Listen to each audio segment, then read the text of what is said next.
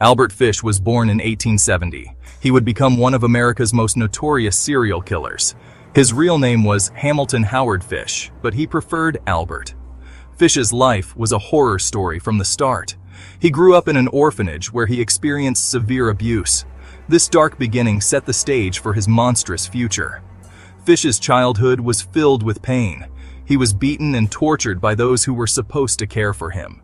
This abuse twisted his mind. He began to associate pain with pleasure. By the time he left the orphanage, he was already a broken soul. Fish moved to New York City in his early 20s. He worked as a handyman but harbored dark desires. His early crimes went unnoticed, but he was just getting started. Albert Fish claimed to have murdered and cannibalized over 100 children. This number is staggering and almost unbelievable. Fish's methods were brutal. He would torture his victims before killing them. Then, he would eat their flesh. This cannibalistic ritual was his way of gaining power over his victims. Fish's claims were not just empty boasts. He provided detailed descriptions of his murders. He described how he would cook and eat parts of his victims. These confessions were enough to make even the most hardened detectives shudder. Fish's cannibalism was not just about satisfying his hunger. By consuming their flesh, he believed he was absorbing their essence.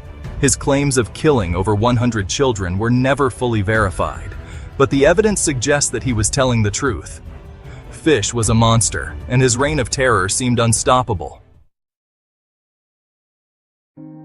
One of Albert Fish's most notorious crimes was the abduction of Grace Budd in 1928. Grace was a sweet, innocent 10-year-old girl. Fish met her family under the guise of offering her brother a job. He gained their trust and convinced them to let Grace accompany him to a party. But there was no party. Fish had other, more sinister plans. Fish took Grace to an abandoned house. There, he revealed his true nature. He tortured and killed her in the most horrific ways imaginable. He then dismembered her body and took parts of it back to his home. Fish later described how he cooked and ate parts of Grace's body. This crime shocked the nation and brought Fish into the public eye. Grace's family was devastated. They had trusted Fish, and he had betrayed them in the worst possible way.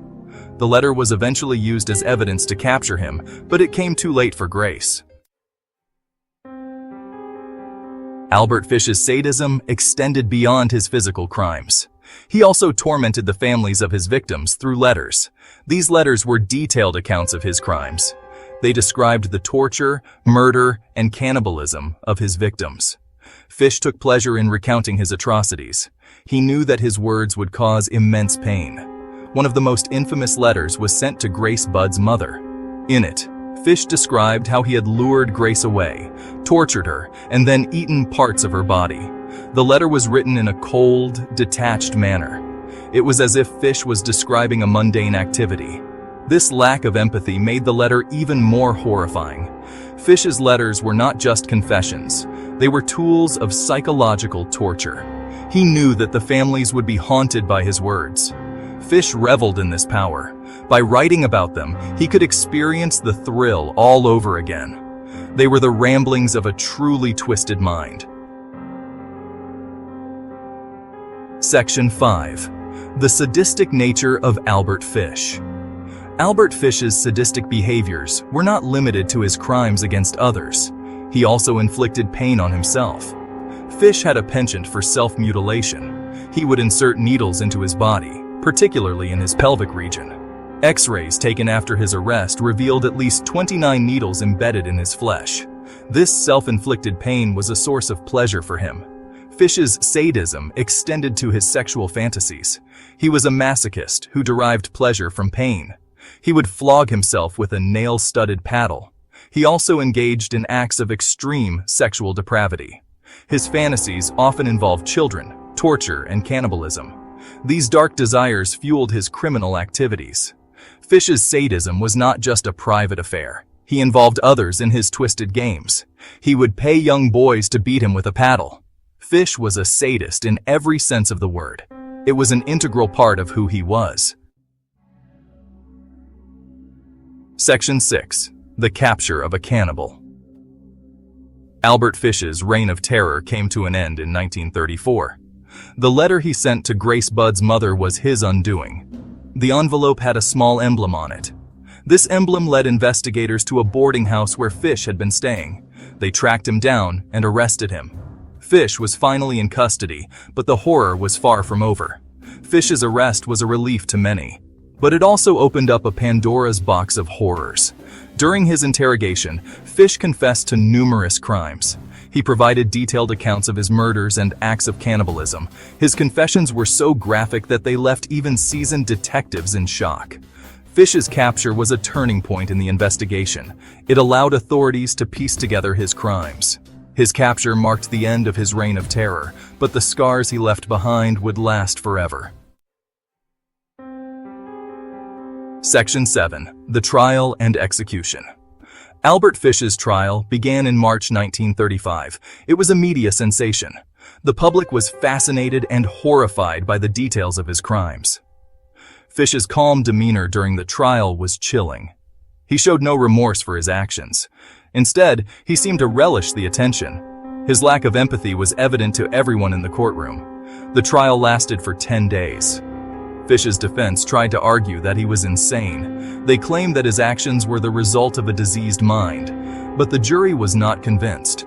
They saw Fish for what he was, a sadistic killer.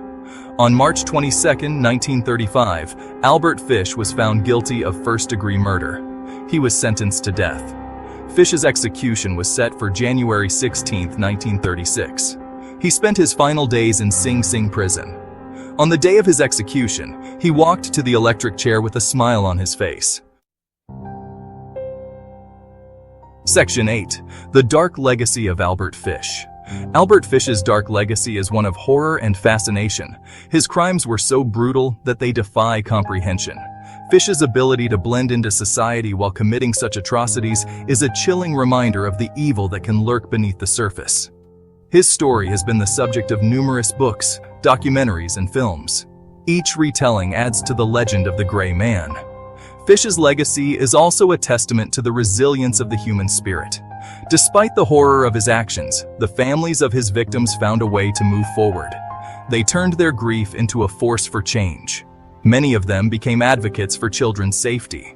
They worked to ensure that no other family would have to endure the pain they experienced. Fish's story serves as a reminder of the importance of vigilance. He was a wolf in sheep's clothing. His story reminds us that evil can be found in the most unexpected places. Section 9. Understanding humanity's darkest impulses. The story of Albert Fish forces us to confront the darkest impulses of humanity. Fish's actions were driven by a combination of sadism, cannibalism, and a deep-seated need for control. These impulses are not unique to Fish. They are part of the darker side of human nature. Understanding these impulses is crucial if we are to prevent future atrocities. Fish's story also highlights the importance of mental health. His sadistic behaviors were likely the result of severe trauma and mental illness. Early intervention and treatment could have prevented his descent into madness. Fish's story serves as a reminder of the importance of mental health care. It is a call to action to provide support for those who need it. Fish grew up in an environment of abuse and neglect. Addressing these societal issues is crucial if we are to prevent future tragedies. It is a call to create a society that nurtures and protects its most vulnerable members. Section 10. Reflections on a Twisted Mind. Reflecting on the life of Albert Fish is a chilling experience. His actions were so far beyond the realm of normal human behavior that they defy comprehension. Fish was a monster in every sense of the word, but he was also a product of his environment. His story forces us to confront the uncomfortable truth that monsters are made, not born. Fish's life was a testament to the power of the human mind to adapt to even the most horrific circumstances. His ability to blend into society while committing such atrocities is a chilling reminder of the potential for evil that exists within us all. It is a call to be ever vigilant and to protect those who are most vulnerable. Reflecting on Fish's life also forces us to confront our own capacity for empathy and compassion. Despite the horror of his actions, Fish was a human being. Understanding the factors that drove him to commit such atrocities is crucial if we are to prevent future tragedies. It is a call to create a society that nurtures and protects its most vulnerable members. The story of Albert Fish is a haunting one. It is a tale of unimaginable horror, but also of important lessons.